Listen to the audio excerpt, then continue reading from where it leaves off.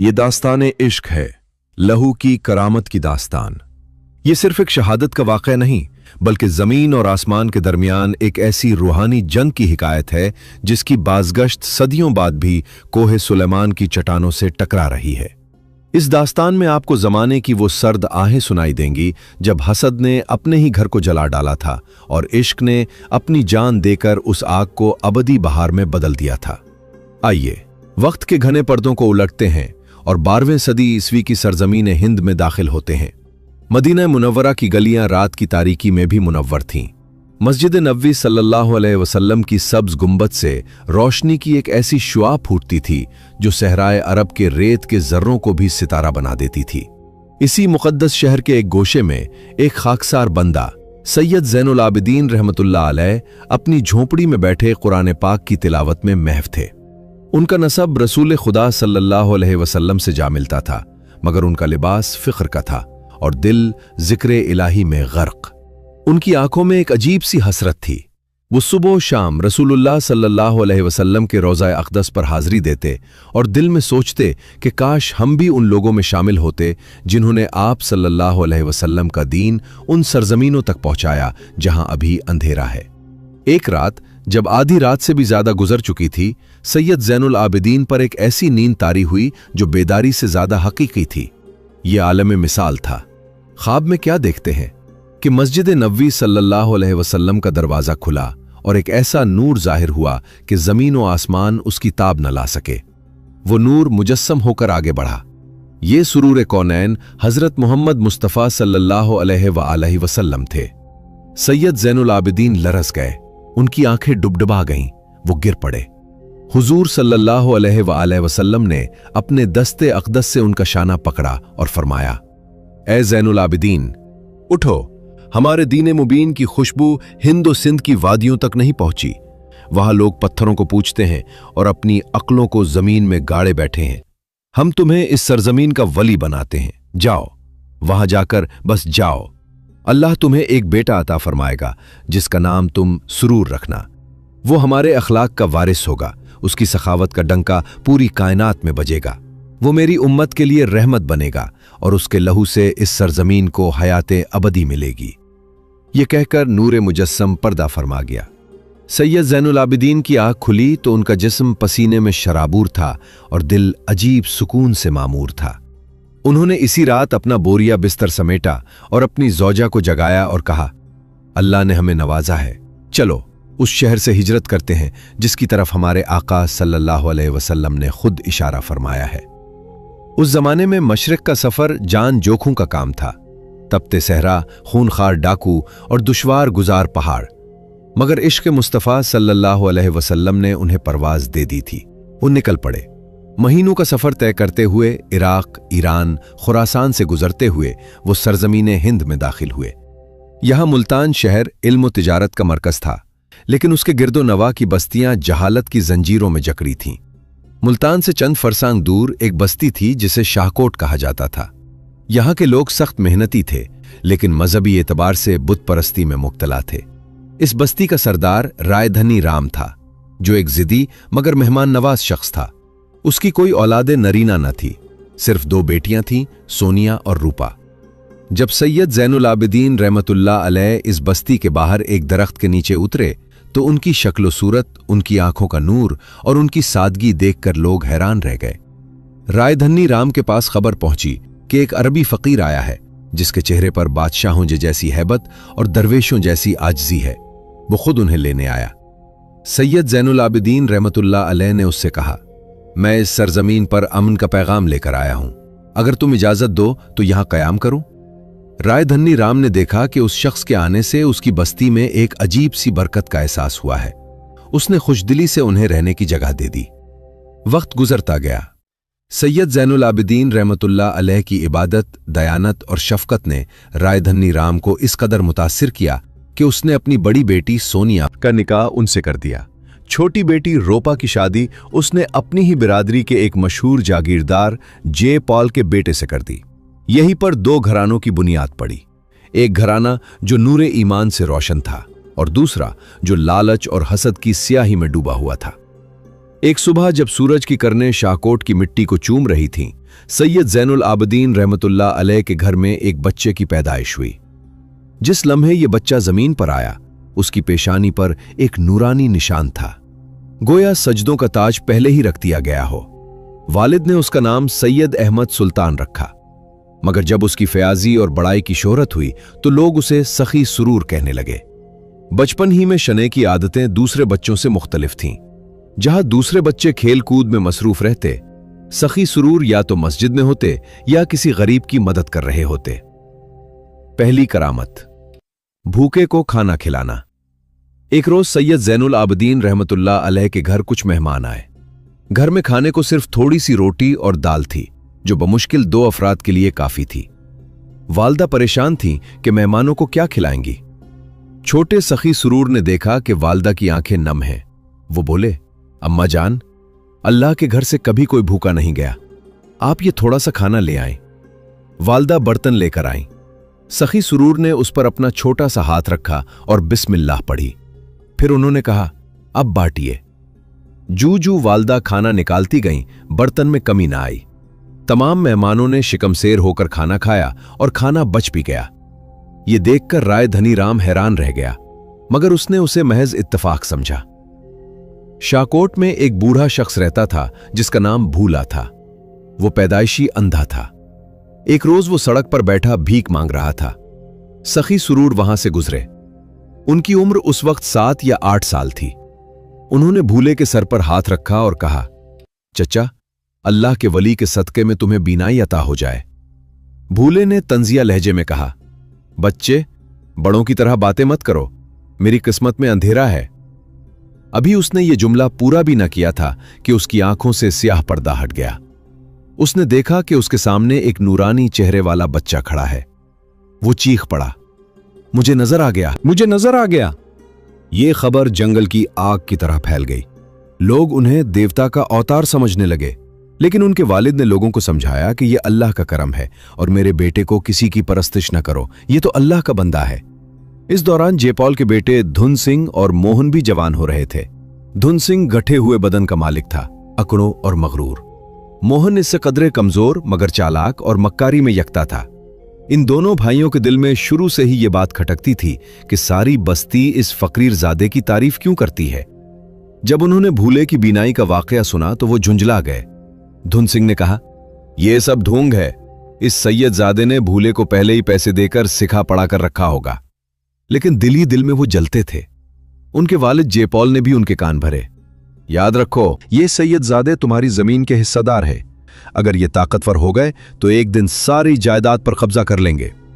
ये हसद की वो चिंगारी थी जिसने आगे चलकर पूरे जंगल को जलाकर खाक कर दिया। रायधनी राम बिस्तरे मर्ग पर था। उसने अपनी जिंदगी में देख लिया था कि उसकी बड़ी बेटी का घर नूर से भरा है और छोटी का घर दौलत और गुरूर से भरा है।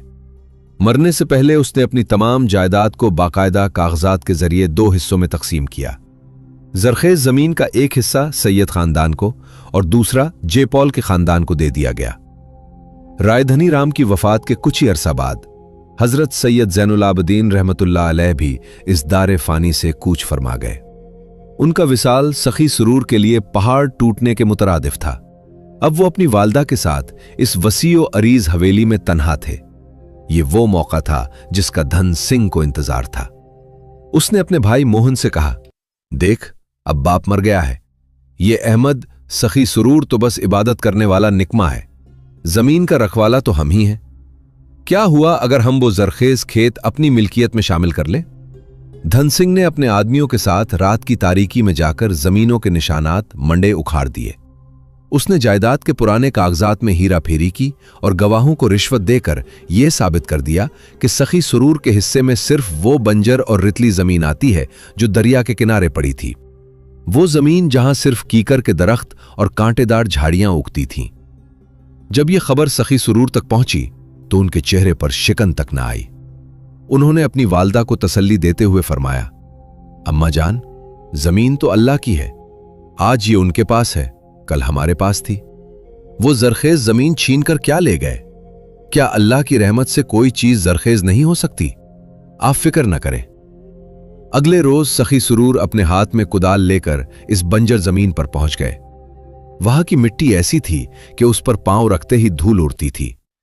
उन्होंने आसमान की तरफ हाथ उठाकर दुआ की, या अल्लाह, तेरे नबी सल्लल्लाहु अलैहि वसल्लम की आल की खातिर इस मिट्टी को अपनी रहमत से सैराब फरमा। फिर उन्होंने मेहनत शुरू की।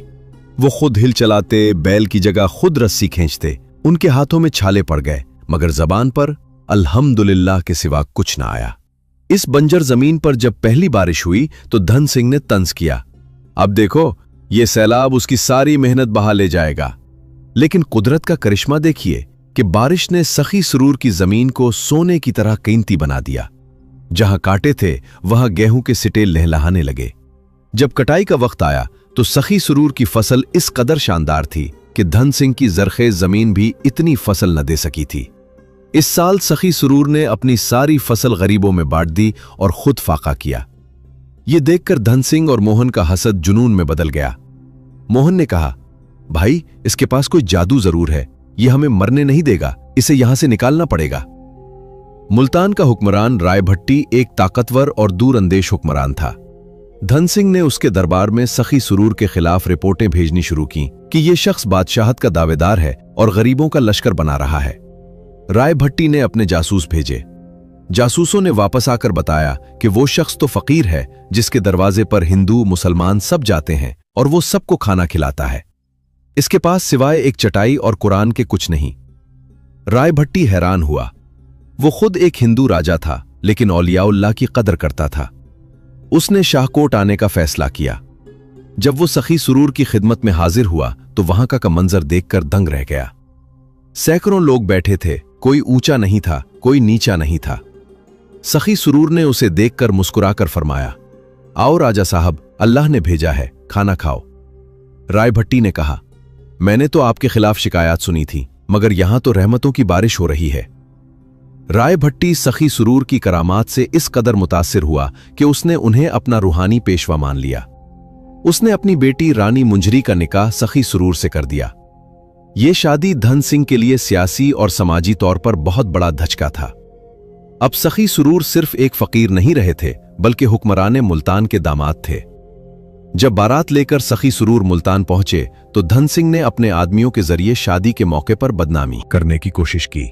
उसने कुछ मिरासियों को पैसे दिए और कहा, जाओ, इसके घर जाकर इतने पैसे मांगो कि उसकी हीचड़े निकल जाए, और जब वो ना दे सके तो उसे बेइज्जत करना। मिरासी गए। सखी सरूर ने उनकी आमद का मकसद जान लिया था। उन्होंने अपने खादिम से कहा, उन्हें इस कमरे में ले जाओ जहां जेवरात रखे हैं। खादिम ने कहा, सरकार, वहां तो सिर्फ एक संदूक है जिसमें कुछ नहीं। सखी सरूर ने फरमाया, जाओ, अल्लाह के नाम से खोलो। जब संदूक खोला गया तो उसमें से सोने के जेवरात और अशरफियों का अंबार निकल आया। मिरासी शर्मिंदा हो गए और उन्होंने वापस जाकर धन सिंह के पैसे फेंक दिए और कहा, हम ऐसे फरिश्ते की तौहीन नहीं कर सकते। धन सिंह के जुल्म हद से बढ़ गए। उसने सखी सरूर के मवेशियों को जहर दे दिया, उनके कुएं में मुर्दार जानवर फेंक दिया। सखी सरूर के दो छोटे भाई जो शाहकोट में ही रह गए थे, इन मसाइब में घुल घुल कर अल्लाह को प्यारे हो गए। अब सखी सरूर के सिवा उस घर का कोई चिराग बाकी न था। सखी सरूर ने सोचा कि शायद मेरी मौजूदगी ही उन लोगों के लिए फितना है। उन्होंने शाहकोट छोड़ने का फैसला कर लिया, लेकिन जाने से पहले वो रूहानी फैज हासिल करने के लिए बगदाद शरीफ की तरफ रवाना हुए, जहां उस वक्त गौसे आजम हजरत शेख अब्दुल कादिर जीलानी रहमतुल्लाह अलैह का दौर था। यह सफर आसान न था। रास्ते में एक मकाम पर डाकुओं का एक ग्रोह आया। सरदार डाकू ने तलवार निकालकर कहा, जो कुछ है निकाल दो। सखी सरूर ने मुस्कुराकर फरमाया, मेरे पास तो कुछ नहीं, लेकिन अगर तुम्हें कुछ चाहिए तो अल्लाह से मांगो। डाकू सरदार ने तहका लगाया, अल्लाह कौन है? सखी सरूर ने उसकी आंखों में देखा और फरमाया, वो जो तुम्हें अभी पत्थर बना देगा अगर तुमने तौबा ना की। यह सुनते ही डाकू का हाथ वहीं जम गया। तलवार उसके हाथ में पत्थर की तरह चिपक गई। वो चीखा, मुझे माफ कर दो फकीर, मैं तौबा करता हूं। सखी सरूर ने दम किया और उसका हाथ ठीक हो गया। उसके बाद वो सारा डाकू गिरोह तौबा करके उनके मुरीदों में शामिल हो गया। बगदाद पहुंचकर वो गौसुल आजम रहमतुल्लाह अलैह की खिदमत में हाजिर हुए। हजरत गौसुल आजम रहमतुल्लाह अलैह ने उन्हें देखते ही फरमाया, सरूर, तुम तो हिंद के सुरूर हो, तुम्हें हमारे पास किसने भेजा है? सखी सरूर ने सारी दास्तान सुनाई। गौसुल आजम रहमतुल्लाह अलैह ने उन्हें इल्म बातिन के वो राज सिखाए जहां अक्ल हैरान रह जाती है। वहां उन्हें सुरूर का खिताब मिला। मुर्शिद ने फरमाया, जाओ, तुम्हारी कब्र पहाड़ों के दामन में होगी और तेरे दर से हर मायूस की मुराद पूरी होगी। तेरे कातिल का नाम जमाना भूल जाएगा, मगर तेरे नाम से दिलों को सुकून मिलता रहेगा। सखी सरूर बगदाद से वापस आए तो उन्होंने शाहकोट जाने की बजाय एक और जगह का रुख किया। ये जगह डेरा गाजी खान के करीब कोहे सुलेमान के दामन में थी। उस वक्त ये जगह बिल्कुल वीरान थी, न पानी न साया, सिर्फ पत्थर और धूप। उन्होंने यहां एक छोटी सी मस्जिद बनाई। जब नमाज का वक्त हुआ तो वुजू के लिए पानी न था। सखी सरूर ने अल्लाह से दुआ की और अपना असा एक चट्टान पर मारा। चट्टान फट गई और उसमें से पानी का एक मीठा चश्मा फूट निकला। यह पानी सदियों से बह रहा है।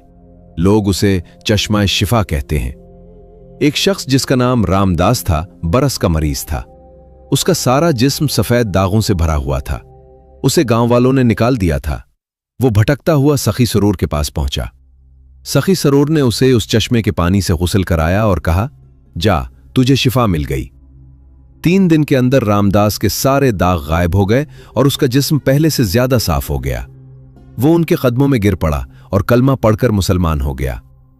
ये खबरें जब शाहकोट में धुन सिंह तक पहुंचे तो वो पागलों की तरह बड़बड़ाया, ये शख्स मर क्यों नहीं जाता? शाहकोट छोड़कर भी मेरी नींद हराम कर रहा है, अब तो उसे मारना ही पड़ेगा। उसने अपने भाई मोहन और 300 कराए के कातिलों का लश्कर तैयार किया। ये लश्कर जुल्म और बर्बरियत का पैकर था। उन सब ने कसम खाई कि सखी सरूर और उसके तमाम साथियों का खात्मा कर देंगे। ये 577 हिजरी 1181 ईस्वी का सर्द मौसम था। एक खौफनाक रात, जब चांद भी शर्म से बादलों में छुप गया था, धुन सिंह अपना लश्कर लेकर कोहे सुलेमान की तरफ रवाना हुआ। उसका पहला हदफ सखी सरूर नहीं बल्कि उनके छोटे भाई सैयद अब्दुल गनी रहमतुल्लाह अलैह थे, जो शाहकोट से थोड़े फासले पर एक बस्ती में रह गए थे। धुन सिंह जानता था कि अगर सैयद अब्दुल गनी रहमतुल्लाह अलैह जिंदा रहे तो वो इंतकाम लेगा। आधी रात का वक्त था। सैयद अब्दुल गनी रहमतुल्लाह अलैह तहज्जुद की नमाज पढ़ रहे थे। लश्कर ने उनकी कच्ची दीवारों वाली झोपड़ी का मुहासरा कर लिया। उन्हें जब खतरे का एहसास हुआ तो वो नमाज से फारिग होकर बाहर निकले। उनके हाथ में तलवार थी। उन्होंने कोई खौफ नहीं खाया। धुन सिंह ने पीछे से आवाज दी, अब्दुल गनी, अगर तुम भाग जाओ तो हम तुम्हें माफ कर देंगे। उन्होंने जवाब दिया, सैयदजादे मैदान से भागा नहीं करते। ये कहकर वो लश्कर पर टूट पड़े। उनकी तलवार से दुश्मन के कई सिपाही जहन्नुम बासिल हो गए, लेकिन धुन सिंह ने एक जहरालूद तीर चलाया जो सैयद अब्दुल गनी रहमतुल्लाह अलैह की गर्दन में पैवस्त हो गया। वो या अल्लाह कहते हुए गिर पड़े और जामे शहादत नोश किया। लश्कर अब सखी सरूर की मस्जिद की तरफ बढ़ा। रास्ते में 4 नूरानी चेहरे वाले लोग खड़े थे। ये सखी सरूर के जानिसार थे, शेख बहाउद्दीन, मलिक मोहम्मद, शेख शहाबुद्दीन और बाबा कमाल। उन्होंने लश्कर को रोक लिया। बाबा कमाल ने ललकार कर कहा, आगे कदम बढ़ाया तो खाक में मिला देंगे। ये चारों सैकड़ों के लश्कर से लड़े। उनकी बहादुरी देखकर धुन सिंह के सिपाहियों के हाथों से हथियार छूटने लगे, लेकिन मोहन ने एक बड़ा पत्थर फेंका जो बाबा कमाल के सर पर लगा और वो शहीद हो गए। एक एक करके चारों यार शहीद हो गए, मगर उन्होंने लश्कर को उस वक्त तक रोके रखा जब तक सखी सरूर नमाज फजर अदा कर चुके थे। जब सखी सरूर मस्जिद से बाहर निकले तो उन्होंने देखा कि उनके भाई और चारों साथियों के सर कटे हुए जमीन पर पड़े हैं और धुन सिंह उनके सरों से फुटबॉल खेल रहा है। यह मंजर देखकर सखी सरूर की आंखों में आंसू आ गए, मगर गुस्सा नहीं आया। उन्होंने आसमान की तरफ देखा और फरमाया, इलाही, उन बदबख्तों को माफ फरमा, ये नहीं जानते कि ये क्या कर रहे हैं, और अगर तू उन पर गजबनाक है तो मैं तुझसे कहता हूं, अपना गजब मुझ पर नाजिल फरमा, मेरी उम्मत को माफ फरमा दे। ये कहकर वो अपने घोड़े लाल शहबाज पर सवार हुए। घोड़ा भी गोया शहादत की खुशबू सूंघ रहा था। सखी सरूर ने तन्हा उस पूरे लश्कर पर हमला कर दिया। उनकी तलवार बिजली बनकर गिरती। जिस तरफ वो मुड़ते दुश्मन के सर तनु से जुदा होते। धुन सिंह ने देखा कि उनका मुकाबला मुमकिन नहीं, तो उसने अपने एक तीर अंदाज से कहा, घोड़े की टांग को निशाना बना। तीर लगते ही घोड़ा गिर गया। सखी सरूर जमीन पर आ गए, लेकिन वो उठे और फिर लड़े। आखिरकार धुन सिंह ने पीछे से वार किया और अपने हाथों से सखी सरूर की गर्दन पर तलवार मारी। अल्लाह अकबर की सदा बुलंद हुई। सखी सरूर सजदे में गिरे और उनकी रूह परवास कर गई। जुल्म की इंतहा देखिए कि उन बदबख्तों ने शहीद की बेवा, जो हुक्मरान मुल्तान की बेटी थी, और उनके कमसिन बेटे को भी ढूंढ ढूंढ कर कत्ल कर दिया, ताकि इंतकाम का कोई भी निशान जिंदा न बचे। धुन सिंह फातिहाना अंदाज में शाहकोट वापस आया। उसने सारी जमीन पर कब्जा कर लिया और जश्न मनाया। लेकिन अल्लाह की पकड़ बहुत सख्त होती है। अगली सुबह जब धुन सिंह अपने तख्त पर बैठा था, अचानक उसकी जबान तालू से चिपक गई।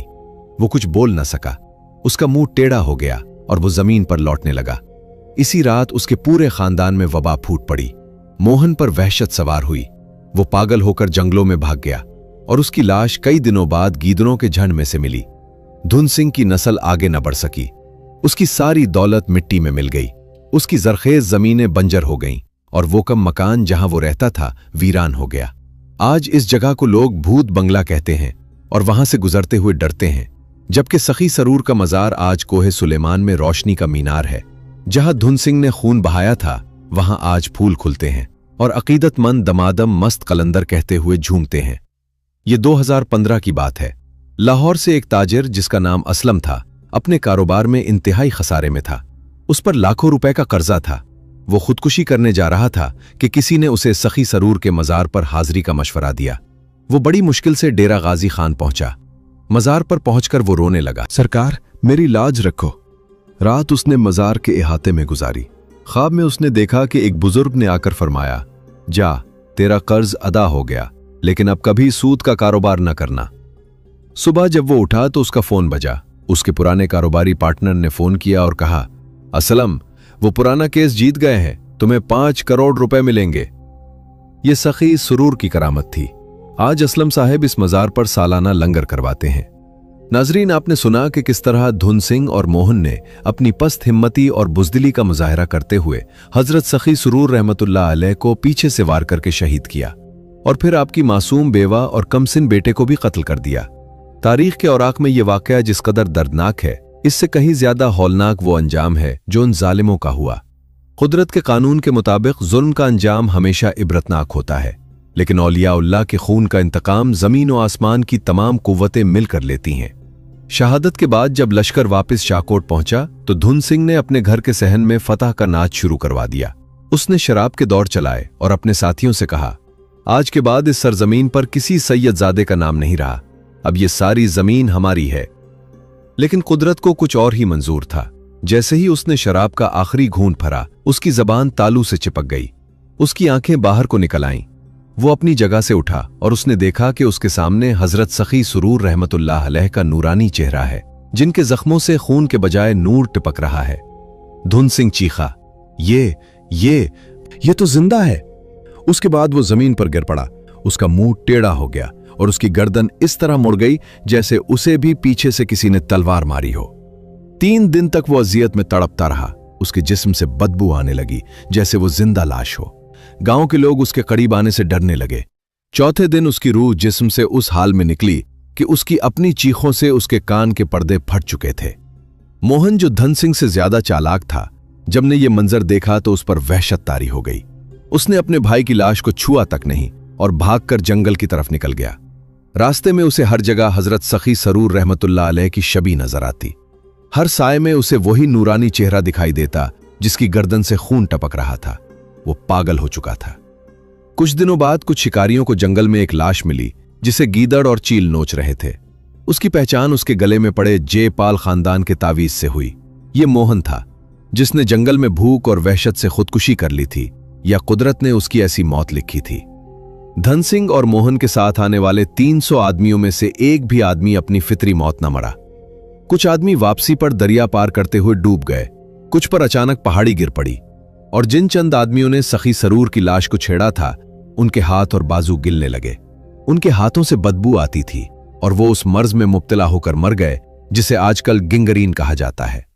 यह सब कुछ इसलिए हुआ ताकि दुनिया जान ले कि औलिया अल्लाह की शान में गुस्ताखी का अंजाम क्या होता है। जब शहादत का यह हौलनाक वाकया हुआ तो हजरत सखी सरूर रहमतुल्लाह अलैह के चंद अकीदतमंद जो उस वक्त मौजूद नहीं थे, अगले रोज वहां पहुंचे तो उन्होंने देखा कि शुहदा की लाशें इसी तरह पड़ी हैं, लेकिन उनके चेहरों पर नूर है और उनके जख्मों से खुशबू आ रही है। जब लोगों ने लाशें दफनाने का इरादा किया तो अचानक एक जोरदार आंधी आई। आंधी इतनी शदीद थी कि लोगों ने आंखें बंद कर ली। जब आंधी रुकी और लोगों ने आंखें खोली तो देखा कि शुहदा की लाशें गायब थीं और उनकी जगह मिट्टी के ताजा टीले बने हुए थे। यह अल्लाह की तरफ से गैबी तदफीन थी। सखी सरूर की कब्र पर एक सब्ज चादर पड़ी थी और उसके इर्द गिर्द खुशबू का एक हल्का था जो मीलों दूर तक फैला हुआ था। मजार की तामीर से पहले उस इलाके में सिंघार नामी एक डाकू का राज था। वो हिंदू था और मजार की जमीन पर कब्जा करना चाहता था। एक रात वो अपने आदमियों के साथ कब्र खोदने आया ताकि लाश को निकालकर फेंक दे। जैसे ही उसने कुदाल मारी, जमीन से एक शोला निकला और उसकी दाढ़ी जल गई। वो डर कर भागा। अगले रोज उसने एक हाथी पर सवार होकर मजार पर हमला करने की ठानी, लेकिन जब हाथी मजार के अहाते में दाखिल हुआ तो वो अचानक रुक गया और आगे बढ़ने से इनकार कर दिया। सिंघार ने हाथी पर आंख मारा तो हाथी ने चीख कर उसे अपनी सूंड से पकड़ा और जमीन पर दे पटका।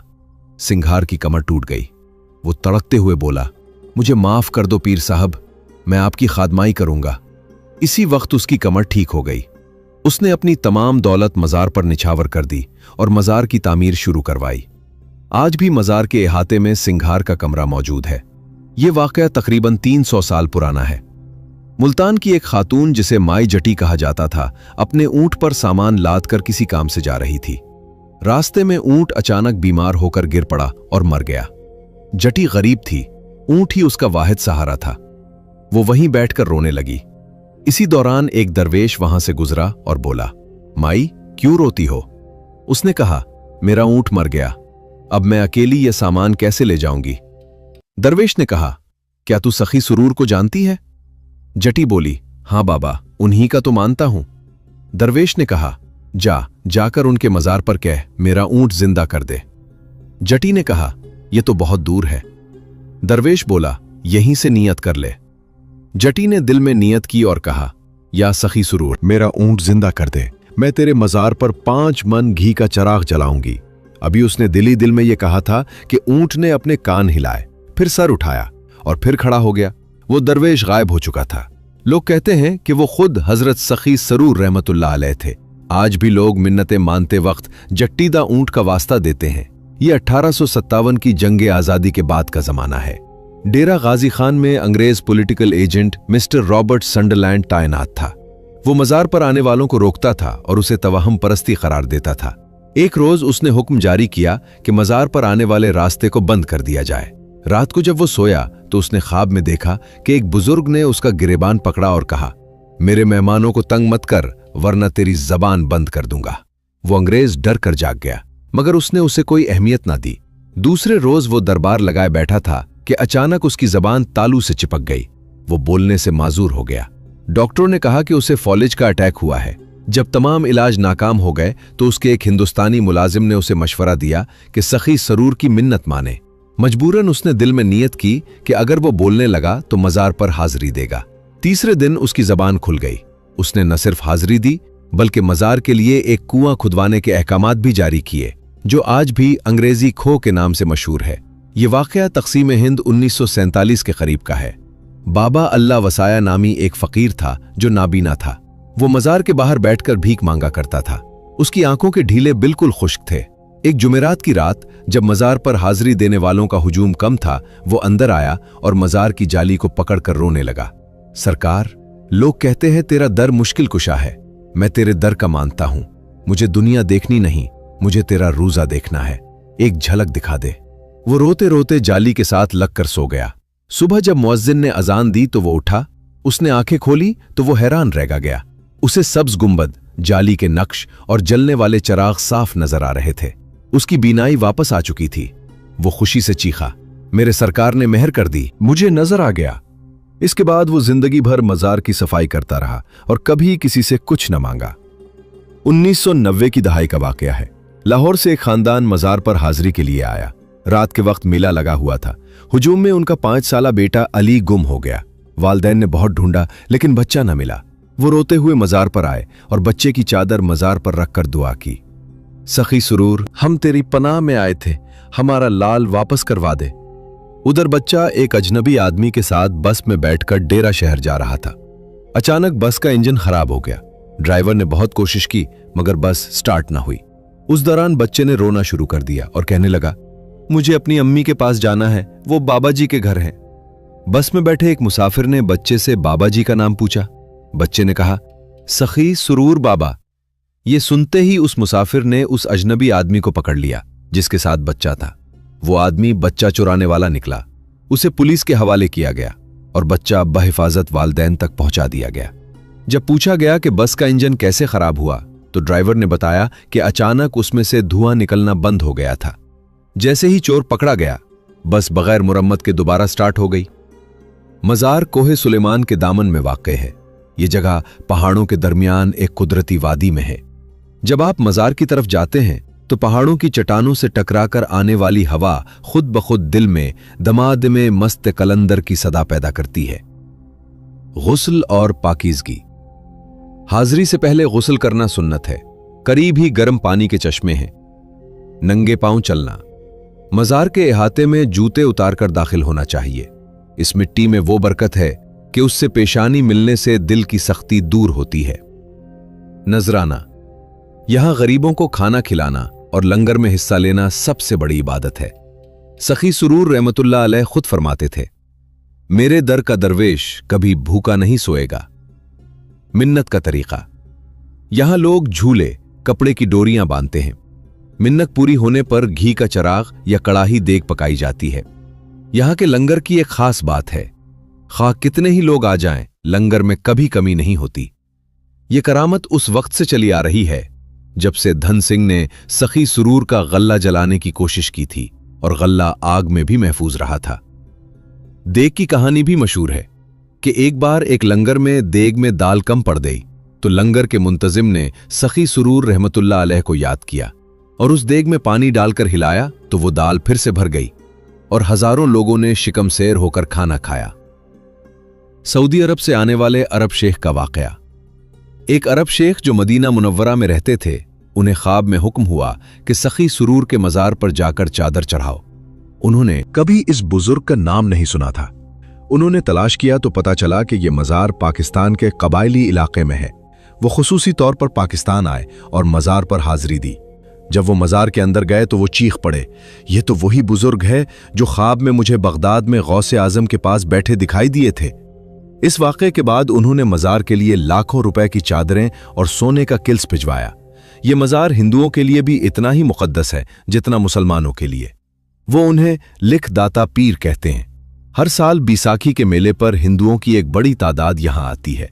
एक सिख सरदार जिसका नाम गरचरण सिंह था, अपने बेटे की औलाद के लिए आया। उसने मन्नत मानी कि अगर उसके घर लड़का हुआ तो वो यहां घी का चराग जलाएगा। जब उसके यहां बेटा पैदा हुआ तो वो न सिर्फ चराग जलाने आया बल्कि उसने कलमा पढ़कर इस्लाम कबूल कर लिया और कहा, इस दर ने मुझे औलाद दी, अब मैं इस दर का दरवेश हूं। फैसलाबाद से ताल्लुक रखने वाली एक नौजवान लड़की फरियाल कैंसर के आखिरी स्टेज पर थी। डॉक्टरों ने जवाब दे दिया था। उसकी वालिदा उसे लेकर मज़ार पर पहुंची। वो लड़की चलने फिरने से भी माजूर थी। वालिदा ने उसे मज़ार के सहन में लिटा दिया और कहा, सरकार, मतरी बेटी तेरे हवाले, अब तो जैसे चाहे कर। रात भर माँ बेटी मज़ार में रोती रहीं। सुबह की अजान के वक्त फरियाल ने अपनी वालिदा से पानी मांगा और खुद अपने हाथों से वुजू किया। उसकी आंखों में चमक वापस आ गई थी। वो उठकर खड़ी हो गई। जब वो लाहौर वापस गईं और डॉक्टर ने टेस्ट किया तो डॉक्टर हैरान रह गया। रिपोर्ट में कैंसर का कोई निशान नहीं था। ये वाकया सिर्फ 5 साल पहले का है और फरियाल आज भी सेहतमंद जिंदगी गुजार रही है और हर साल मज़ार पर आती है। वो गर्मियों का मौसम था जब सूरज अपनी पूरी कुव्वत से जमीन को झुलसा रहा था। सरगोधा की एक छोटी सी बस्ती में रहने वाला एक नौजवान जिसका नाम अल्ताफ था, अपनी किस्मत पर रो रहा था। उसकी शादी को 15 साल गुजर चुके थे, लेकिन उसके घर किसी बच्चे की किलकारियों से नहीं गूंजा था। गांव के लोग ताने देते, रिश्तेदार मलामत करते और बीवी के माँ बाप उसे डॉक्टरों और हकीमों के पास घसीटते रहते, लेकिन हर जगह से मायूसी हाथ आई। अल्ताफ का दिल टूट चुका था। उसकी बीवी फातिमा ने तो बस ये सोचकर जीना छोड़ दिया था कि शायद वो बांझ है। एक रात फातिमा ने अपनी एक बुजुर्ग खाला से सुना कि डेरा गाजी खान के पहाड़ों में एक ऐसा दर है जहां से कोई खाली हाथ नहीं जाता, जिसे लोग लिख दाता पीर कहते हैं। फातिमा ने अपने शौहर से जिद की कि चलो इसी आस पर चलते हैं। अल्ताफ ने बोझल दिल से कहा, क्या फायदा, वहां भी क्या होगा। मगर फातिमा की मिन्नत समाजत के आगे वो हार गया। दोनों ने एक बस पकड़ी और डेरा गाजी खान की तरफ रवाना हो गए। रास्ता दुश्वार था। पहाड़ों के दरमियान से गुजरती सड़कें खौफनाक थीं, लेकिन फातिमा की आंखों में एक अजीब सी उम्मीद थी। जब वो मज़ार के इहाते में दाखिल हुए तो शाम का वक्त था। हवा में एक अजीब सी खुशबू थी, जैसे गुलाब और चंबीली के फूल एक साथ महक रहे हों। अल्ताफ ने देखा कि फातिमा की आंखों से आंसू रवा है। वो मज़ार की जाली को पकड़कर खड़ी थी और उसके होंठ कांप रहे थे। वो कुछ कह नहीं पा रही थी। बस दिल ही दिल में गिड़गिड़ा रही थी। अल्ताफ भी खड़ा हो गया और उसने जिंदगी में पहली बार इस तरह हाथ उठाए जैसे वाकई कोई सुनने वाला है। उसने दिल में कहा, सरकार, अगर आपने मुझे औलाद का चेहरा दिखा दिया तो मैं सारी उम्र आपके दर का गुलाम रहूंगा। मैं आपके नाम की एक मस्जिद बनवाऊंगा जहां गरीब बच्चों को कुरान पढ़ाया जाएगा। इन दोनों को वहां एक बुजुर्ग मिले जो मजार की सफाई किया करते थे। उन्होंने अल्ताफ को देखकर कहा, जवान, क्या मांगा है सरकार से? अल्ताफ ने सर झुकाकर कहा, औलाद की आस लेकर आया हूं बाबा जी। बुजुर्ग मुस्कुराए और बोले, सरकार से कभी कोई खाली नहीं गया, जाओ तुम्हारी झोली भरेगा, लेकिन याद रखना जब अल्लाह दे तो अपनी मिन्नत जरूर पूरी करना। ये कहकर वो बुजुर्ग आंखों से ओझल हो गए। अल्ताफ ने इधर उधर देखा लेकिन वो कहीं नजर ना आए। कुछ लोगों ने बताया कि वो बुजुर्ग तो रोजाना यहां आते हैं और किसी को पता नहीं कि वो कहां से आते और कहां जाते हैं। अल्ताफ और फातिमा वापस अपने गांव लौट आए। 3 महीने गुजरे थे कि एक सुबह फातिमा ने अल्ताफ को खुशखबरी सुनाई कि उसे उम्मीद से है। अल्ताफ की खुशी की इंतहा न रही।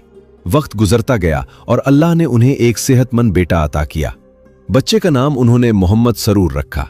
जब बच्चा 2 साल का हुआ तो अल्ताफ ने अपनी मिन्नत पूरी करने का फैसला किया। उसने अपनी जमीन का एक टुकड़ा बेचा और अपनी बस्ती में एक छोटी सी मस्जिद की बुनियाद रखी जिसका नाम मस्जिद सखी सरूर रखा। लेकिन इस मस्जिद के साथ एक और वाकया जुड़ा है जो अपनी जगह एक मुकम्मल करामत है। मस्जिद की तामीर शुरू हुई तो गांव के एक बाअसर जमींदार चौधरी गुलाम रसूल ने एतराज किया कि यह मस्जिद उनकी जमीन की हुदूद में बन रही है।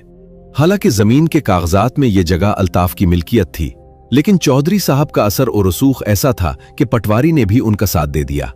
मामला अदालत में चला गया। अल्ताफ के पास इतने पैसे नहीं थे कि वो लंबी कानूनी लड़ाई लड़ सकता। वो मायूस होकर बैठ गया। उसकी बीवी फातिमा ने कहा, यह मस्जिद तुम्हारी नहीं, सरकार सखी सरूर की है। तुम इसकी फिक्र क्यों करते हो? जाओ, जाकर सरकार को बताओ। अल्ताफ फिर से मजार पर हाजिर हुआ। इस बार वो खाली हाथ नहीं था। इसकी गोद में इसका बेटा मोहम्मद सरूर था। उसने मजार की चौखट पर बच्चे को लुटाया और रोते हुए बोला, सरकार, ये आपका दिया हुआ है। अब इसके लिए इबादतगाह बन रही थी कि जालिम ने रास्ता रोक लिया। या तो आप ही कोई रास्ता निकालें, वरना मैं ये मस्जिद बनाना छोड़ दूंगा। ये कहकर वो बच्चे को गोद में लिए वहीं सो गया। सुबह जब वो उठा तो उसने देखा कि उसके कदमों में कागज का एक टुकड़ा पड़ा है। उसने उठाकर देखा तो वो एक अदालती समन था जिस पर लिखा था कि चौधरी गुलाम रसूल ने अपना दावा वापस ले लिया है और मस्जिद की जमीन अल्ताफ के नाम मुंतकिल करने की इजाजत दे दी है। हैरान और परेशान अल्ताफ अपने गांव वापस पहुंचा तो पता चला कि रात को चौधरी साहब पर एक खौफनाक ख्वाब तारी हुआ था, जिसमें उन्होंने देखा कि एक सब्ज इमामा वाले बुजुर्ग ने उनका गिरेबान पकड़कर कहा कि मेरे घर की तामीर से बाज ना आए तो तेरा घर वीरान कर दूंगा। चौधरी सुबह उठे तो खुद ब खुद पटवारी के पास गए और कागजात दुरुस्त करवा दिए। ये मस्जिद आज भी इस गांव में मौजूद है और इसके आंगन में एक पुराना दरख्त है जिसके बारे में लोगों का अकीदा है कि उसके नीचे बैठकर मांगी गई हर दुआ कबूल होती है। अब इस मस्जिद से जुड़ी एक और करामत सुनिए। एक बार इस मस्जिद के इमाम साहब, जिनका नाम हाफिज रहमत अली था, ने देखा कि मस्जिद के सहन में एक सांप रहता है। ये सांप किसी को नुकसान नहीं पहुंचाता था और हमेशा असर की नमाज के बाद सहन में एक खास जगह पर कुंडली मारकर बैठ जाता था। लोग इससे डरते थे, लेकिन इमाम साहब ने मना कर दिया कि उसे मारा जाए। उन्होंने कहा कि ये इस जगह का मुहाफिज है। एक दिन मस्जिद में चोर दाखिल हुए। उन्होंने चंदा की रकम चरानी चाहिए। जैसे ही वो चंदादान के करीब गए, वो सांप फुकारता हुआ उनके सामने आ गया। चोर डरकर भागे और उनमें से एक चोर का पांव मस्जिद की सीढ़ियों पर से फिसलकर टूट गया। जब लोगों ने उसे पकड़ा तो उसने एतराफ किया कि हम चोरी की नीयत से आए थे, लेकिन एक अजीब हैबत ने हमें डरा दिया। उस दिन के बाद वो सांप गायब हो गया और फिर कभी नजर नहीं आया। लोग कहते हैं कि वो सांप नहीं था, बल्कि सरकार की भेजी हुई एक रूहानी कुव्वत थी। एक और तवील किस्सा सुनिए जो मियानवाली के इलाके में मशहूर है। वहां एक शख्स रहता था जिसका नाम अल्लाह दुत्ता था। वो पेशे के लिहाज से एक तुर्खान था और बहुत नेक दिल इंसान था। उसकी बेटी जैनब बचपन से ही एक अजीब बीमारी में मुब्तला थी। उसके हाथ और पांव ऐसे मुड़ गए थे कि वो चल फिर नहीं सकती थी। डॉक्टरों ने उसे पोलियो का असर बताया और कहा कि अब उसका कोई इलाज नहीं। जैनब अब जवान हो रही थी और अपनी माजूरी पर रोना शुरू कर देती थी। उसके बाप ने किसी तरह पैसे जोड़े और उसे इलाज के लिए लाहौर ले गया, लेकिन वहां भी कोई फायदा ना हुआ। वापसी पर रास्ते में अल्लाह दित्ता की मुलाकात एक दरवेश सिफत आदमी से हुई। उसने जैनब की हालत देखकर कहा, भाई, इसका इलाज डॉक्टरों के पास नहीं, पहाड़ों में है। तुम उसे लेकर कोहे सुलेमान जाओ, वहां के सखी सुरूर के दर पर हाजिरी दो। अगर किस्मत में लिखा हुआ तो वहीं से शिफा मिलेगी। अल्लाह दित्ता ने पहले तो उसे एक आम फकीर की बात समझकर टाल दिया, लेकिन जब ज़ैनब की हालत ज्यादा खराब होने लगी तो उसने बेटी को कंधे पर उठाया और बस में बैठकर डेरा गाजी खान पहुंच गया। मजार तक का रास्ता पथरीला और ऊपर को चढ़ता था। अल्लाह दित्ता अपनी बेटी को गोद में उठाए हाँपता कांपता मजार तक पहुंचा। उसने ज़ैनब को मजार की सीढ़ियों पर लिटा दिया और खुद अंदर जाकर बैठ गया। उसने देखा कि ज़ैनब की आंखों से आंसू बह रहे हैं और वो खामोशी से जाली की तरफ देख रही है। रात हो गई। अल्लाह दित्ता थका हारा सो गया। ज़ैनब जागती रही। उसने दिल में कहा, सरकार, मुझे अपनी टांगों पर खड़ा कर दो, मैं सारी उम्र आपका नाम लेती रहूंगी। सुबह की अजान हुई तो अल्लाह दित्ता की आंख खुली। उसने देखा कि ज़ैनब उसके पास नहीं है। वो घबराया और बाहर निकला तो देखा कि ज़ैनब मजार के सहन में मौजूद चश्मे से वुजू कर रही है और वो अपने पैरों पर खड़ी है। उसकी मुड़ी हुई टांगें बिल्कुल सीधी हो चुकी थीं। अल्लाह दित्ता की आंखों से आंसू जारी हो गए। वो दौड़ता हुआ गया और ज़ैनब को गले लगा लिया। ये देखकर मजार पर मौजूद दूसरे ज़ायरीन ने नारा तकबीर बुलंद किया। ज़ैनब आज भी जिंदा है और उसकी उम्र 80 साल से मुतजाविज है। वो किसी की मिन्नत समाजत पर यह वाकया सुनाती है तो उसकी आंखें डुबडबा जाती हैं और कहती है, मेरे सरकार ने मुझे अपनी टांगों पर खड़ा किया, वरना मैं तो सारी उम्र जमीन पर रेंगती। अब एक और अजीब वाकया सुनिए जो कुछ ज्यादा पुराना नहीं है। यह वाकया 1998 की मर्दमशुमारी के दिनों का है। जहानिया के करीब एक गांव में एक नौजवान लड़का रहता था जिसका नाम इरशाद था। वो बहुत खूबसूरत आवाज का मालिक था और नाते पढ़ा करता था। उसकी आवाज में ऐसा सोज था कि सुनने वाले बेखुद हो जाते थे। लेकिन उसकी किस्मत में एक अजीब आजमाइश लिखी थी। अचानक उसकी आवाज बैठ गई। वो बोल भी नहीं सकता था, चे जाए कि नात पड़ता। डॉक्टरों ने बताया कि उसकी आवाज की डोरियों में रसूली हो गई है और ऑपरेशन से गूंगा होने का खतरा है। इरशाद का दिल टूट गया। उसका वाहिद हुनर उससे छिन गया था। उसने सोचा कि अब जीने का कोई फायदा नहीं। वो अपने घर से निकला और बेमकसद चलता रहा। चलते चलते वो एक दरगाह पर पहुंचा जो उसने पहले कभी नहीं देखी थी। वो दरगाह सोनी पड़ी थी। वहां एक बुजुर्ग बैठे थे। उन्होंने इरशाद को देखकर इशारे से बुलाया। इरशाद करीब गया तो उन बुजुर्ग ने उसकी गर्दन पर हाथ फेरा और कहा, बेटा, सखी सरवर के दर से कभी कोई खाली नहीं गया। वहां जा, तेरी आवाज लौट आएगी और पहले से ज्यादा सुरीली हो जाएगी। ये कहकर वो बुजुर्ग गायब हो गए। इरशाद ने उसे अपना वहम समझा, लेकिन उसके दिल में एक अजीब सी उम्मीद जागी। वो किसी तरह डेरा गाजी खान पहुंचा। वो बोल तो सकता नहीं था, इसलिए उसने दिल ही दिल में मिन्नत मानी और मजार की जाली को चूमा। रात उसने मजार में गुजारी। सुबह जब उसकी आंख खुली तो उसने महसूस किया कि उसके हलक में कुछ खटक रहा है। उसने जोर से खांसा तो उसके मुंह से खून का एक लोथरा निकला। उसके बाद उसने या अल्लाह कहना चाहा तो उसकी आवाज निकली। वो हैरान रह गया। उसने आहिस्ता से दुरूद पाक पढ़ना शुरू किया। उसकी आवाज साफ थी। फिर उसने कसीदा बुर्दा शरीफ के अशार पढ़ने शुरू किए तो उसकी आवाज में पहले से कहीं ज्यादा गुदाज और मिठास थी। वो खुशी से रो पड़ा। जब वो वापस अपने गांव गया तो उसकी आवाज सुनकर लोग दंग रह गए।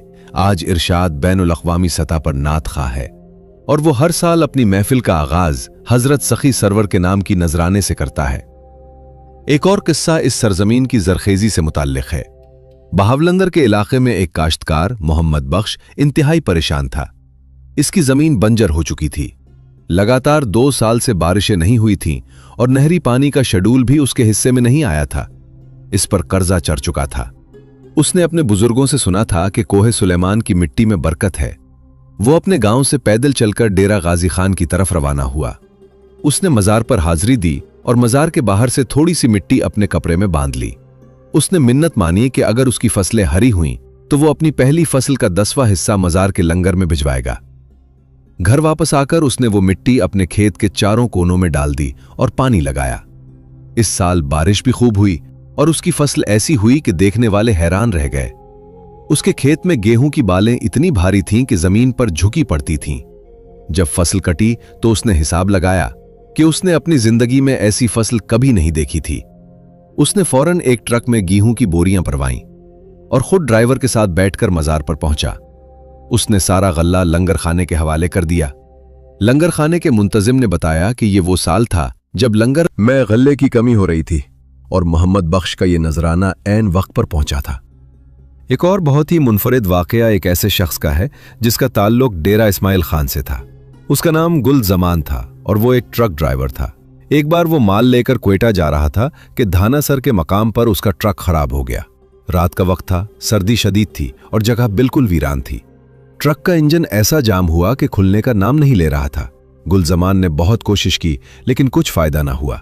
उसने अल्लाह को याद किया और सोचा कि अब सुबह तक यहां कोई नहीं आएगा। इतने में उसे दूर से एक सब्ज रोशनी नजर आई। वो रोशनी करीब आती गई और उसने देखा कि एक बुजुर्ग है जिन्होंने सब्ज चादर ओढ़ रखी है। उन्होंने आकर ट्रक के बोर्ड पर हाथ रखा और कहा, बेटा ये एक सी सरवर का नाम ले और ट्रक स्टार्ट कर। गुलजमान ने झट से या सखी सरवर कहा और चाबी मारी। ट्रक फौरन स्टार्ट हो गया। जब उसने मुड़कर देखा तो वो बुजुर्ग गायब थे और उस जगह खुशबू का एक झोंका आया। गुलजमान ने अपनी बाकी की जिंदगी में कभी किसी से किराया नहीं लिया। अगर कोई मुसाफिर सखी सरवर के मजार जाने का कहता था, वो कहता था, मेरा ट्रक सरकार का दिया हुआ है, इसमें किराया कैसे ले सकता हूं।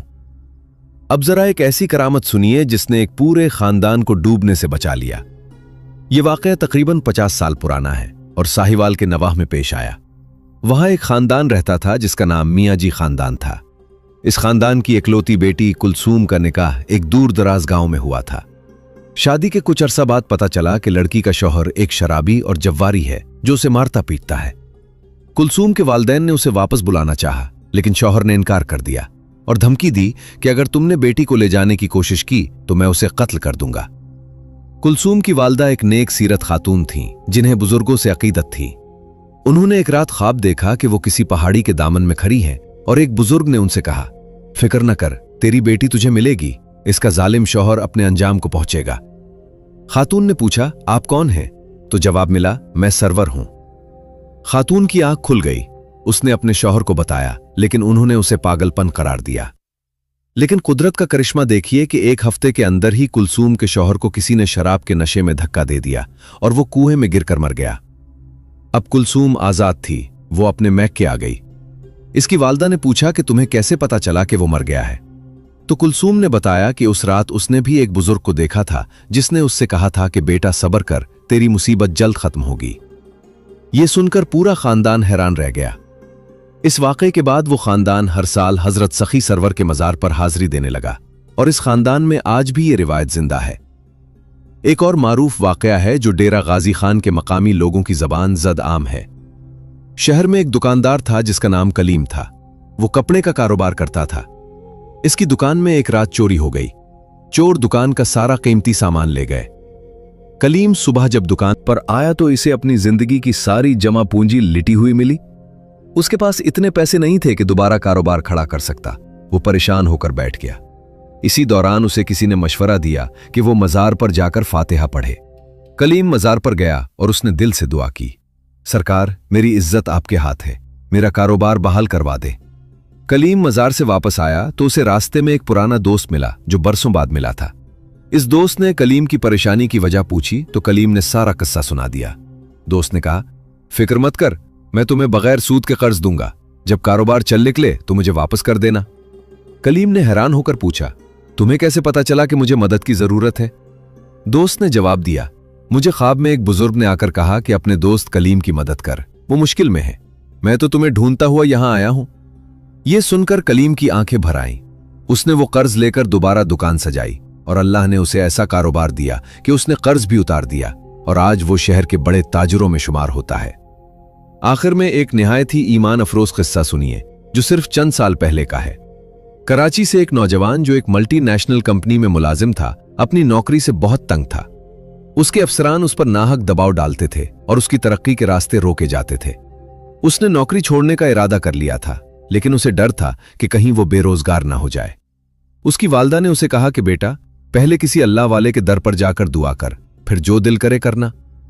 वो नौजवान किसी दोस्त के साथ डेरा गाजी खान की एक शादी में गया हुआ था। उसे मौका मिलते ही वो मजार पर हाजिर हुआ। उसने वहां बैठकर दिल का हाल सुनाया और कहा, सरकार मुझे इज्जत की रोजी अता फरमा। वापस कराची गया तो उसे पता चला कि उसकी कंपनी में बड़े पैमाने पर तब्दीलियां हुई हैं। उसके वो अफसरान जिन्होंने उसे तंग किया था उनका तबादला हो गया और उसकी जगह एक नए अफसर आए जो बहुत शरीफ थे। उन्होंने उस नौजवान की काबिलियत देखकर उसे प्रमोशन दे दी और उसकी तनख्वाह भी डबल कर दी गई। ये नौजवान आज भी जब भी कराची से छुट्टियां लेता है तो सीधा मजार पर हाजिरी देने जाता है। उसका कहना है कि मेरे सरकार ने मुझे बेइज्जती से बचा लिया, अब मैं उनके दर का होकर रह गया हूं। हजरत सखी सुरूर रहमतुल्लाह अलैह के मजार से वाबस्ता अकीदतमंदों की दास्तानें महज कहानियां नहीं बल्कि इन गिनत दिलों की धड़कनें हैं जो सदियों से इस दर से वाबस्ता है। उनमें से हर वाकया एक अलग दुनिया बसाए हुए है। इसी सिलसिले में एक और तवील और अजीब व गरीब हिकायत सुनिए जो अटक के इलाके से ताल्लुक रखती है। वहां एक नौजवान रहता था जिसका नाम असद था। असद एक इंतहाई शरीर और सरकश नौजवान था। शराब, जवा और लड़ाई झगड़े उसका मामूल थे। उसकी वालदा एक नेक खातून थीं जो उसे हर वक्त समझाती अल्लाह से डर, औलियाउल्लाह के दर पर जा, लेकिन उस पर कोई असर न होता था। वो अपनी मां से बदतमीजी करता और कहता कि ये सब ढोंग है, अगर कोई वली है तो मुझे रास्ते पर क्यों नहीं लाता। इत्तेफाक से एक रोज असद की शराब पीने वाली टोली में उसका एक दोस्त जख्मी हो गया। पुलिस ने छापा मारा तो सब भाग गए, लेकिन असद का दोस्त पकड़ा गया। असद को डर था कि कहीं उसका दोस्त उसका नाम न ले दे। वो शहर छोड़कर एक वीराने की तरफ भागा। वहां उसने एक पुरानी और टूटी फूटी मस्जिद देखी जिसमें एक बुजुर्ग बैठे थे। असद ने बुजुर्ग से कहा, बाबा मुझे बचा लो, पुलिस मेरे पीछे है। बुजुर्ग ने मुस्कुराकर कहा, बेटा तू पुलिस से डरता है, उस अल्लाह से क्यों नहीं डरता जिसने पुलिस को पैदा किया। असद ने बेनियाजी से कहा, बाबा ये मताए फलसफी मुझे मत सिखाओ, मैं तो अपनी जान बचाने आया हूं। बुजुर्ग ने उसकी आंखों में देखा और कहा, जा, डेरा गाजी खान के पहाड़ों में एक दरगाह है सखी सुरूर की, वहां जाकर कह कि असद तेरे दर पर आया है। अगर वो चाहेगा तो तेरी जिंदगी बदल जाएगी, वरना फिर पुलिस ही तुझे पकड़ लेगी। असद ने पहले तो मजाक उड़ाया, लेकिन जब वो वापस शहर में गया तो उसे पता चला कि उसका दोस्त रहा हो गया है और उसने असद का नाम नहीं लिया। असद को लगा कि शायद इस बुजुर्ग की बात में कुछ वजन है। वो अगले रोज अटक से बस में बैठा और डेरा गाजी खान पहुंच गया। मजार पर पहुंचा तो देखा कि लोग झूले बांध रहे हैं, चिराग जला रहे हैं और लंगर खा रहे हैं। उसने अंदर जाकर बेअदबी से कहा, ए पीर, मेरी मां कहती है तो वली है, अगर वाकई वली है तो मेरी शराब की आदत छुड़ा दे। ये कहकर वो मजार के सहन में एक तरफ सो गया। सुबह जब उसकी आंख खुली तो उसने महसूस किया कि उसके मुंह से बदबू नहीं आ रही और उसे शराब पीने की तलब नहीं हो रही, बल्कि शराब का नाम सुनते ही उसे मुतली होने लगी। उसने पानी मांगा और वुजू किया। उसने अपनी जिंदगी में पहली बार 2 रकात नफिल शुक्राना अदा किए। जब वो मजार से बाहर निकला तो उसकी आंखों में नूर था। वो अपनी मां के पास वापस गया और उसके पांव पकड़कर रोने लगा और कहा, अम्मा मुझे माफ कर दो, मुझे सरकार ने अपना बना लिया है। उसके बाद असद ने कभी शराब को हाथ नहीं लगाया और वो एक नेक नौजवान बन गया। आज असद साहब अटक की एक मशहूर मस्जिद के मुतवल्ली है और वहां बच्चों को कुरान पढ़ाते हैं। अब एक और वाकया सुनिए जो झंग मघियाना के करीब पेश आया। वहां एक गरीब किसान रहता था जिसका नाम गुलाम फरीद था। उसकी जमीन का एक मुकदमा अदालत में बरसों से चल रहा था। उसका मुखालिफ एक बहुत बड़ा जागीरदार था जिसने जाली गवाहों के जरिए उसकी जमीन हड़पनी चाही थी। गुलाम फरीद के पास इंसाफ के लिए पैसे नहीं थे और न ही कोई बड़ा आदमी उसकी सिफारिश करने वाला था। वो बिल्कुल मायूस हो चुका था। एक रात उसने कहा है, ए गुलाम फरीद, तू हिम्मत न हार, अटक के असद की तरह तू भी सखी सुरूर के दर पर जा, तेरा मुकदमा जीत जाएगा। गुलाम फरीद उठा और उसने सोचा कि यह तो वहम था, लेकिन दूसरी रात फिर यही ख्वाब आया। तीसरी रात जब वही ख्वाब आया तो वो घबराया और उसने अपनी बीवी को बताया। बीवी बोली, चलो मैं भी चलती हूं, देखते हैं वहां क्या होता है। दोनों मियां बीवी मजार पर पहुंचे। गुलाम फरीद ने मजार के बाहर बैठकर दिल से दुआ की, सरकार मेरी जमीन मुझे दिला दे, मेरी कोई औलाद नहीं, अगर जमीन चली गई तो मैं फाका कशी से मर जाऊंगा। उसने मन्नत मानी कि अगर मुकदमा जीत गया तो वो हर साल मजार पर देख पकाएगा। जब वो वापस गांव पहुंचा तो उसे पता चला कि उसके मुकदमे की तारीख मुकर्रर हो गई है। अदालत ने उसका वकील भी कोई ज्यादा मजबूत नहीं था, लेकिन जब समाअत शुरू हुई तो जज साहब ने अचानक जागीरदार के गवाहों से कुछ ऐसे सवालात किए कि उनकी झूठी गवाही पकड़ी गई। पता चला कि जागीरदार ने जाली कागजात तैयार कराए थे। जज साहब ने न सिर्फ गुलाम फरीद के हक में फैसला दिया बल्कि जागीरदार पर भारी जुर्माना भी किया। गुलाम फरीद खुशी से पागलों की तरह मजार पर वापस आया और उसने अपनी पहली फसल से एक बहुत बड़ी देग पकाकर लंगर करवाया। इन्हीं दिनों की बात है जब डेरा गाजी खान के एक स्कूल टीचर मास्टर इनायत हुसैन को एक अजीब बीमारी लाहक हुई। उनकी टांगों में शदीद कमजोरी आ गई और वो चलने फिरने से माजूर हो गए। डॉक्टरों ने कहा कि यह मसल्स डिस्ट्रॉफी है और इसका कोई इलाज नहीं। इनायत हुसैन अपनी नौकरी से हाथ धो बैठे। उनके घरवाले परेशान थे कि अब घर का खर्चा कैसे चलेगा। उनकी अहलिया एक नेकदिल खातून थी। उन्होंने अपने शौहर से कहा, आपने सारी जिंदगी बच्चों को पढ़ाया है, अब आपकी बारी है कि आप किसी बुजुर्ग के दर पर हाजिरी देकर अपनी शिफा मांगे। मास्टर साहब ने कहा, मेरा तो चलना फिरना मुश्किल है। उनकी अहलिया ने कहा, मैं आपको व्हील चेयर पर ले जाऊंगी। वो दोनों मजार पर पहुंचे। मास्टर साहब ने व्हील चेयर पर बैठे बैठे मजार की जाली को छुआ और आंसू बहाते हुए कहा, सरकार, मैंने बच्चों को पढ़ाया है, कभी किसी का बुरा नहीं चाहा, मुझे अपनी टांगों पर खड़ा कर दे, मैं तेरे दर का होकर रह जाऊंगा। उनकी अहलिया ने भी दिल से दुआ की। रात वो मजार के इहाते में ही सो गए। सुबह जब मास्टर साहब की आंख खुली तो उन्होंने महसूस किया कि उनकी टांगों में जान है। उन्होंने आहिस्ता से पैर हिलाए तो वो हरकत कर रहे थे। उन्होंने व्हील चेयर से उतरने की कोशिश की। उनकी अहलिया ने उन्हें रोकना चाहा, लेकिन वो अपने पैरों पर खड़े हो गए। पहले तो वो लड़खड़ाए, लेकिन फिर आहिस्ता आहिस्ता चलने लगे। ये देखकर उनकी अहलिया सजदे में गिर गईं। मास्टर साहब आज भी जिंदा है और सुबह की सैर के लिए रोजाना कई किलोमीटर पैदल चलते हैं। एक और बड़ा अजीब वाकया है जो मियांवाली के इलाके मूसा खेल में मशहूर है। वहां के एक जमींदार मल्क अल्लाह यार के यहां शादी की तकरीब थी। बारात आई हुई थी, खाने पीने का इंतजाम था। अचानक बारात में शामिल एक शख्स जिसका नाम गुलाम नबी था कि हलक में मछली का कांटा फंस गया। उसका सांस रुकने लगा। बहुत कोशिश की गई लेकिन कांटा ना निकला। लोग उसे अस्पताल ले जाने लगे कि रास्ते में एक बुजुर्ग ने उन्हें रोका और कहा, उसे सखी सुरूर के मजार ले जाओ, वहां पानी पिलाओ, कांटा निकल जाएगा। लोगों ने कहा कि मजार तो बहुत दूर है, यह मर जाएगा। बुजुर्ग ने कहा, यहीं से नियत कर लो। एक शख्स ने जल्दी से या सखी सुरूर कहा और गुलाम नबी के मुंह में पानी डाला। जैसे ही पानी उसके हलक से नीचे उतरा, उसे जोर से खांसी आई और कांटा बाहर निकल गया। जब लोगों ने उस बुजुर्ग को ढूंढा तो वो गायब थे। उस दिन से मल्क अल्लाह यार ने अपने घर में हर खुशी के मौके पर सबसे पहले सखी सुरूर के नाम का खाना पकाना शुरू कर दिया। अब एक निहायत ही दिलचस्प करामत सुनिए जो डेरा गाजी खान के नवाही गांव कोट छट्टा में एक बुजुर्ग खातून से मंसूब है। इस खातून का नाम माई साहिबा था। वो बहुत गरीब थीं और उनका कोई आसरा नहीं था। उनकी गुजर बसर मजार पर आने वाले जायरीन के जूते संभाल कर होती थी। एक दिन एक अमीर आदमी आया और उसने मजार पर बहुत सा नजराना पेश किया। माई साहिबा ने दिल में सोचा कि काश मेरे पास भी कुछ होता जो मैं सरकार को पेश करती।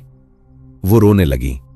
रात को उन्होंने ख्वाब देखा कि मजार का दरवाजा खुला और उन्हें एक थैली दिखाई दी।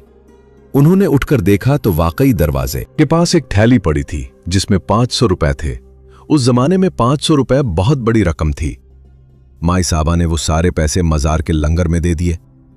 जब लोगों ने पूछा कि ये पैसे कहां से आए तो उन्होंने ख्वाब का जिक्र किया। लोग कहने लगे कि ये तो सरकार की तरफ से तुम्हारे लिए तोहफा था, तुमने सब क्यों दे दिया? माई साहबा ने कहा, सरकार का घर है, सरकार के मेहमान खाएंगे, मुझे क्या जरूरत है? ये सुनकर सब हैरान रह गए। उसके बाद से माई साहबा के पास कभी किसी चीज की कमी नहीं हुई। इसी तरह एक और वाकया है जो बहावलपुर के करीब एक गांव लोधरा में पेश आया। वहां एक शख्स रहता था जिसका नाम मंजूर हुसैन था। वो बड़ा ही कीना परवर और सख्त दिल इंसान था। उसने अपने ही भाई को जायदाद के झगड़े में कत्ल करवा दिया था, लेकिन अदालत में सबूत न होने की वजह से बच गया था। उसका ज़मीर उसे मलामत करता था, लेकिन वो उसे नजरअंदाज कर देता था। एक रात उसने ख्वाब देखा कि वो एक मैदान में खड़ा है और उसके सामने एक बहुत बड़ी आग है। उस आग में से एक आवाज आई, ए जालिम, तेरा ठिकाना यहीं है। मंजूर हुसैन डर कर जाग गया। यह ख्वाब लगातार 3 रातों तक आया। वो परेशान होकर एक आमिल के पास गया। आमिल ने उसे बताया कि तुझ पर मकतूल की रूह का बोझ है और तुझे किसी कामिल बुजुर्ग के दर पर जाकर अपने गुनाह का एतराफ करना चाहिए और सदका देना चाहिए। मंजूर हुसैन ने पूछा, कहां जाऊं? आमिल ने कहा, सुखी सुरूर के मजार पर जा, वहां जाकर मकतूल के नाम का लंगर करवा और अपने भाई की बेवा और बच्चों को उनका हक दे दे। मंजूर हुसैन मजार पर पहुंचा। पहली बार उसका दिल नर्म हुआ। उसने मजार के अंदर जाकर रोते हुए अपने गुनाह का एतराफ किया और कहा, सरकार, मुझे माफ कर दो, मैंने अपने भाई का खून किया है, अब मैं उसकी औलाद को सब कुछ वापस कर दूंगा। उसने ऐसा ही किया। उसने अपनी आधी से ज्यादा जायदाद अपने भतीजों के नाम कर दी और मजार पर एक बहुत बड़ा लंगर करवाया। उस रात उसने ख्वाब देखा कि उसका भाई उसे कह रहा है, तुझे माफ कर दिया गया, अब तो सीधे रास्ते पर चल। उसके बाद मंजूर हसैन की जिंदगी बदल गई और उसने फिर कभी किसी का हक नहीं मारा। यह करामात का वो सिलसिला है जो रातों रात बंदे की तकदीर बदल देता है। जेहलम के करीब एक बस्ती में एक नाबीना बच्चा रहता था जिसका नाम इरफान था। उसकी वालदा उसे लेकर मजार पर आईं। वो बच्चा बहुत मासूम था। उसने मजार की सीढ़ियों पर बैठकर कहा, अम्मी, यहां बहुत खुशबू है, ये कौन रहता है? मां ने कहा, बेटा, यहां अल्लाह के एक वली रहते थे, सखी सुरूर। बच्चे ने कहा, अम्मी, मैं उनसे मिलूंगा तो वो मुझे दिखाई देंगे? मां की आंखों में आंसू आ गए। वो बोली, हां बेटा, जरूर दिखाई देंगे। बच्चा मजार की जाली पकड़कर खड़ा हो गया और बोला, सरकार, मैं आपको देखना चाहता हूं, मुझे आंखें दे दो। कहते हैं कि उस बच्चे की आंखों के पर्दे उस वक्त हट गए जब उसने मजार की चौखट पर अपनी पेशानी रखी। उसने देखा कि उसके सामने एक सब्ज गुंबद है। वो खुशी से चीख उठा, अम्मी, मुझे नजर आ गया, मुझे बाबा का घर नजर आ गया। इसी तरह का एक और मोजज़ा खानीवाल के एक दूध फरोश के साथ पेश आया। उसका नाम अल्लाह बख्श था। उसकी भैंसों को किसी ने जहर दे दिया, वो सब मरने लगे। अल्लाह बख्श के पास सिर्फ एक भैंस बची थी जो भी बीमार थी। वो रोता हुआ मजार पर पहुंचा और कहा, सरकार, मेरा धंधा बचा लो, ये भैंस मर गई तो मेरे बच्चे भूखे मर जाएंगे। उसने मजार की मिट्टी अपने कपड़े में बांधी और घर जाकर उस मिट्टी को पानी में घोलकर भैंस को पिला दिया। थोड़ी देर बाद वो भैंस खड़ी हो गई और चारा खाने लगी। अल्लाह बख्श ने मन्नत मानी कि वो अपनी कमाई का 10वां हिस्सा हर माह मजार पर भिजवाएगा। आज भी उसकी औलाद ये सिलसिला जारी रखे हुए है। एक और मारूफ वाकया है जो मजार के अंदर पेश आया।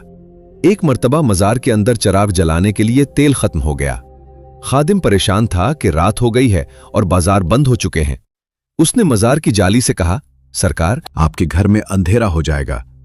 वो थोड़ी देर बाहर बैठा रहा तो उसने देखा कि एक शख्स तेल की भरी हुई मुश्क लिए आ रहा है। उसने आकर कहा, यह तेल सरकार के चिरागों के लिए है। खादिम ने पूछा, तुम कौन हो और कहां से आए हो? उसने कहा, सरकार ने बुलाया था इसलिए चला आया। वो तेल देकर चला गया। खादिम ने जब उस शख्स का पीछा किया तो वो अंधेरे में गायब हो गया। उसके बाद से मजार के चिराग कभी नहीं बुझे और न ही कभी तेल की कमी हुई। ये वो करिश्मे हैं जो अक्ल को हैरान कर देते हैं। एक बार एक शख्स ने मजार की ईंट चुराना चाही ताकि वो उसे अपने घर की बुनियाद में रखे और उसे बरकत हो। उसने एक ईंट निकाली और घर ले गया, लेकिन जब उसने वो ईंट अपने घर की दीवार में लगाई तो वो दीवार बार बार गिर जाती थी। उसने दोबारा जोड़ी तो फिर गिर गई। वो परेशान होकर किसी बुजुर्ग के पास गया। बुजुर्ग ने कहा, बेटा, ये चोरी का माल है। औलिया-उल्लाह के घर की ईंटें उनकी इजाजत के बगैर नहीं उठाई जाती। जा उसे वापस करा। वो शख्स डर के मारे वो ईंट लेकर मजार पर वापस गया और उसे उसी जगह रख दिया जहां से निकाली थी। जब उसने वहां रखी तो ईंट खुद ब खुद दीवार में चिपक गई जैसे पहले से लगी हुई थी। उस दिन के बाद उस शख्स ने कभी किसी की हक तलफी नहीं की। एक और वाकया सुनिए जो एक ऐसे शख्स का है जिसका नाम नामालूम है, लेकिन वाकया बहुत मशहूर है। एक साहिब मजार पर हाजिरी के लिए आए। उनके पास नजराने के लिए कुछ नहीं था सिवाय एक फूल के जो उन्होंने रास्ते में तोड़ा था।